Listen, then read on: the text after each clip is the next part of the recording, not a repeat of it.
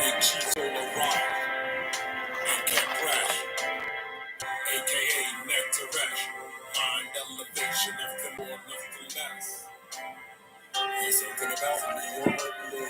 After I rise and shine, I'm ready to shoot my shot like it was gunplay. You heard from the rest, now hear the words from the best. Who has the character and caliber of Nectaresh? There's something about me, you're lovely. And when we meet, your only homework from last week is to be elite and be discreet about the things we build upon when we speak. Dot your I's and cross your T's and be complete to reach a peak. There's something about me, you're lovely. And when I rise to flourish, my mind is nourished with words that help me find the courage to stay on my higher purpose even when I get nervous. This is sort of like church for us because it's about the service. There's something about me, you're lovely.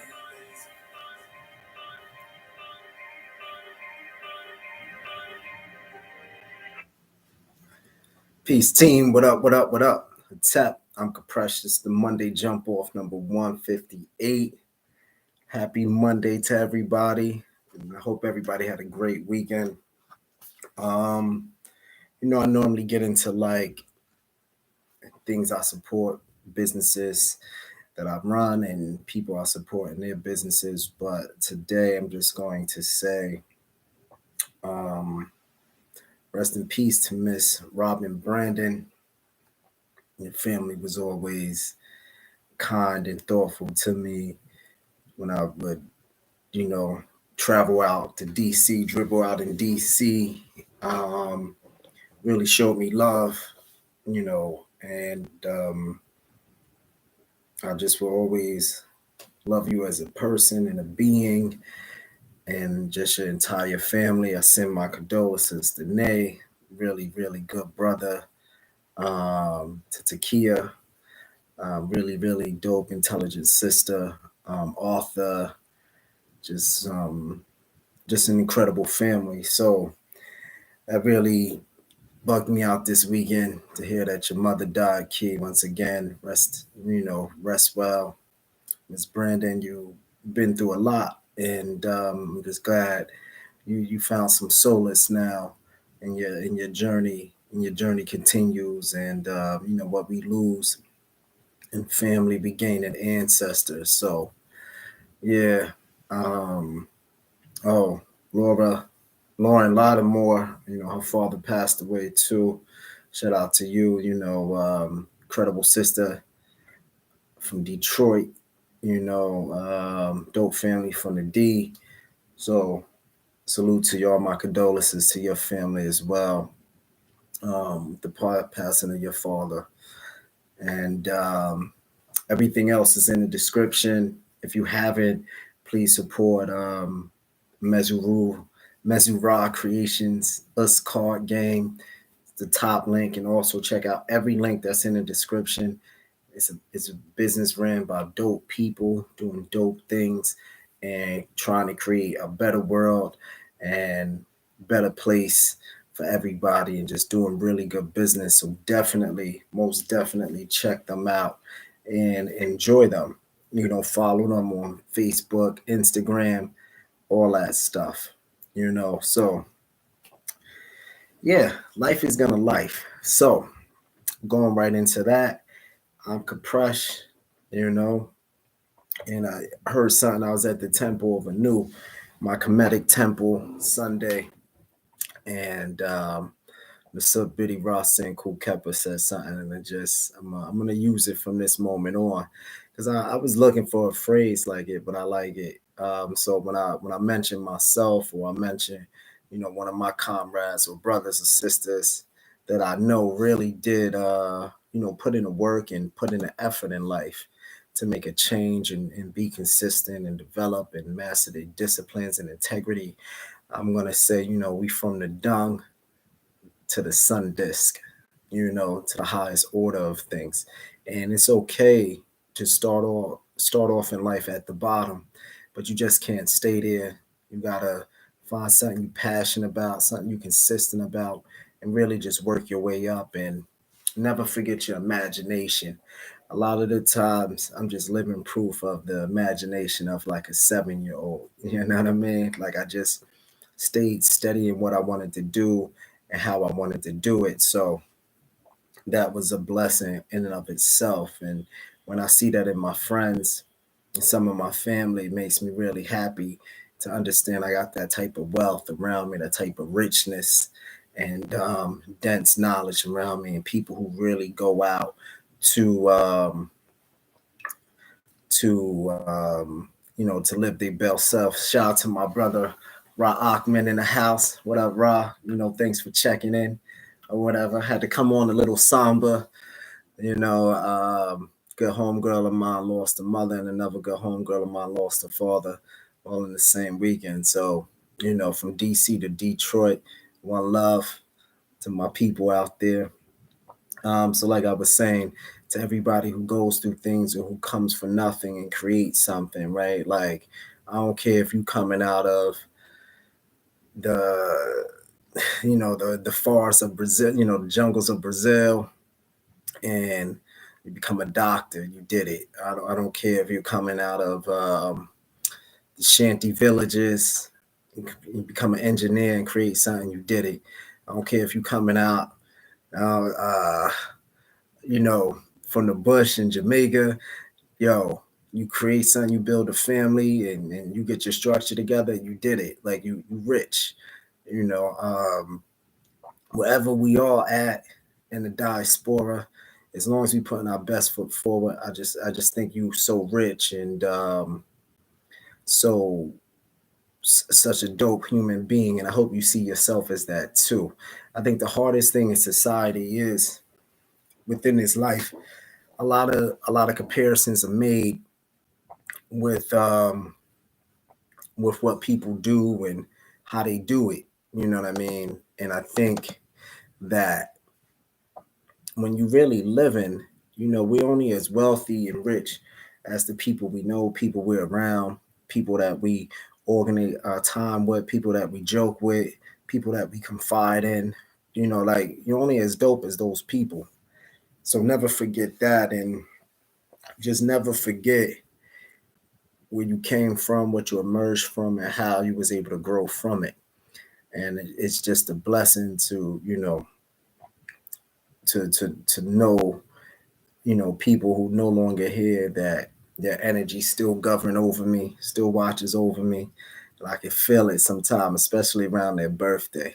It's very interesting how the physical loss and the spiritual gain go hand in hand. And it's even more intriguing because those people lost parents. And here it is, my daughter's fifth birthday is coming up, right? This Friday. So it's all like, wow, it's really like cosmic. So after her birthday, I'm going to funerals, and it's just that cycle, right? Like I remember turning 40, and I remember texting my friends, man, I was like, gods and goddesses, we finally at the we at the Ampu stage, right? We in between opening the way, like life and death. And a lot of people was like, yo, what you mean? And I was just like, a lot of our elders and people that we loved and admired that taught us, they're about to pass out of this physical. And so we become those new elders, right? So it's like very important. I start my martial arts school and open it up for young teens and, build something in the next 10 to 12 years. So that way I can pass on the knowledge that was given to me for the next group of, combat scientists to come through, and then they'll build brotherhood and create industries just like me and Hood did and Ace did and like Fritz did. They become doctors and engineers and reptile sellers and entrepreneurs, and they'll have something to always look back on as teenagers, to be like, wow, we kicked the shit out of each other, we trained together, we laughed together, we bled together, but we also became successful men and women together as well. And I think having that type of brotherhood is just so important in this life. I really don't know how people do it without community. I guess that's why depression and everything else is so high right now. Because without brotherhood of any type, or even good sisterhood, right? Like even if you're a man and you're single, if you don't got good women around you, you're a little fucked up and out of play. If you're a woman and you ain't got good men around you, you're a little fucked up and out of play. You gotta have some good energy systems coming from both masculine and feminine sources. But most importantly, men need other men for checks and balances, and women need other women for checks and balances. And I think a lot of this whole, I'm gonna do me, is just people saying they don't want checks and balances. And we need checks and balance because that's what allows us to keep our character together, and also it grows our integrity and love for things that's important. So yeah, life is going to life. Yeah, this weekend was heavy, but the week was so productive. I got so many things done. I'm just really happy with the process of last week, and I'm really ready to start this week. I'm really happy to give my daughter her books. I got two dope Barbie dolls, one princess, one ballerina, because she's so graceful on her feet, and she can be the queen of her world. One day she is going to be the queen of her world, but I still want her always to keep her feminine grace as she moves through society. But she'll also be a warrior too. So I can't wait till she's able to start training or want to train. So and just books, just straight knowledge stuff. Like I got her a good STEM book, so I'm really happy about that. Because she could be an engineer if that's what she desires. And like I'm a mechanical engineer by trade. A lot of y'all don't know that, but that that's what I was taught. That's what I went to school for. So it's been a beautiful journey, not being in industry, but one day I do want to get back to the industry. Yeah, so life is life, and it's just how we view it. And I'm just glad I'm still able to stay young looking, feeling young, and the men and women I know, they taking care of themselves. They staying young looking and feeling young too. So it's definitely a double blessing all across the board. And once again, to my people who lost their parents, you know, may their body rest on earth and their soul excel in pet, right? Or I guess you would say heaven for many of you. And the definition of heaven, when you really look at it, it just means to harmonize, right? So may they have harmony in the afterlife. Like maybe you have heaven on earth, may you have harmony on earth. The opposite is of harmony is hell or hell. That means to barricade yourself up in pessimism or in darkness, right? So you don't want to live a life of hell or hell. That means to bombard yourself and barricade in a way that all you see is darkness or whatever, or you feel is bitterness and anger, and you just can't live like that. So live a more harmonized life. I wish that for everybody. So I do want to get into some topics.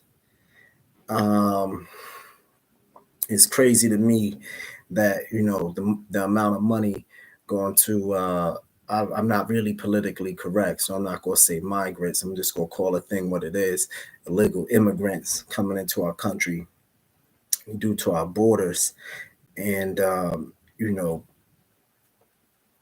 it's just madness. Where we have what they saying basically 40% of people who lived in like San Diego is homeless. They've been in San Diego all their life, but they can no longer afford their rent. It's crazy. We got veterans homeless on the street, nowhere to sleep, but other people get to be in hotels and get stipends. And I know people go like, "Oh, it's only $900 a month that they get, or $1,000." But I can do math. If you here for 10 months, that's 9,000. You know what I mean? If you here for 11 months, that's 9,900. However you gonna flip it, it's still gonna be what it is in that long run. So $1 billion spent on people that's not even citizen. That's a crazy empire, and that really shows how the empire may fall. You know what I'm saying? So we gotta be really careful on that as well. So prepare, get a passport, start looking at other places to lay your head. I think things are gonna get real serious before it gets better. You know, and then I saw something interesting. Why we got to keep working on our health, not just our mental health, but also our physical body and spiritual well-being. The World Health Organization expects global cancer cases to increase by 77% by 2050. 77% by 2050, according to new report from the UN agency. The data released Friday by the organization's International Agency for Research on Cancer. That's the IARC or IARC. Examined 2022 data for over 185 countries and 36 forms of cancer. Yes, there's 36 forms of cancer. But out of 185 countries, they said 77% of people, that's global scale.